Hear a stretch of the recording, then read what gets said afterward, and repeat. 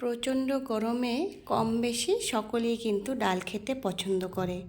মসুর ডাল একই রকমভাবে খেতে খেতে যখন আর ভালো লাগে না, তখন আমি এভাবে বানিয়ে নিই। এখানে আমি 1 বাটি মসুর ডাল নিয়েছি, আর নিয়েছি 500 গ্রামের মতো ঝিঙে, একটা আলু, পেঁয়াজ কুচি, কয়েকটা চেরা কাঁচা লঙ্কা আর রসুন কুচি। সব কিছু আমি পরিষ্কার জল দিয়ে ধুয়ে কেটে নিয়েছি। এখন আমি গ্যাসের মধ্যে একটা কড়াই বসিয়ে কড়াই গরম করে দিয়ে দিলাম তেল। ফোড়নে দিয়ে দিলাম 2টো গোটা শুকনো লঙ্কা। একটু নেড়ে চেড়ে দিয়ে দেব পেঁয়াজ, লঙ্কা আর রসুন কুচি। এগুলোকে আমি হালকা করে একটু ভেজে নেব।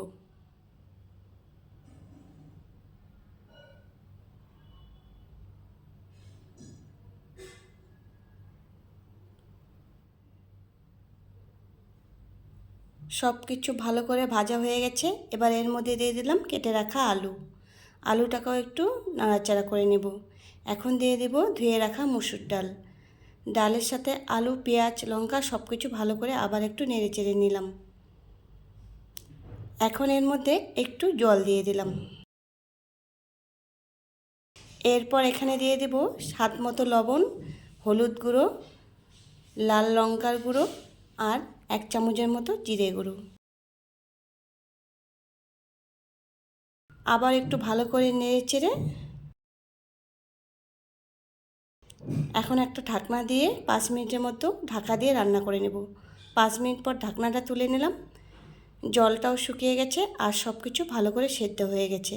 একটু নেড়ে চেড়ে দিয়ে দেব কেটে রাখা ঝিঙে।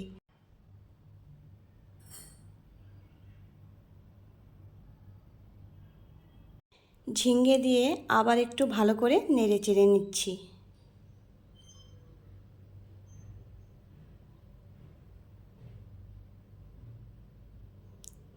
এখন আমি এটাকে ভালো করে কষিয়ে নেব।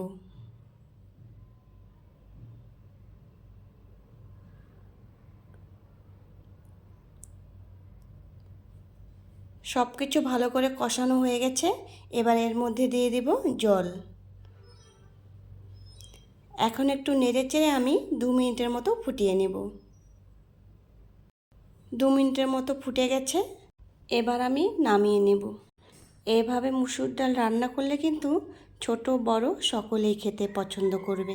ভিডিওটি ভালো লাগলে লাইক, কমেন্ট, শেয়ার করে পাশে থাকার অনুরোধ রইল।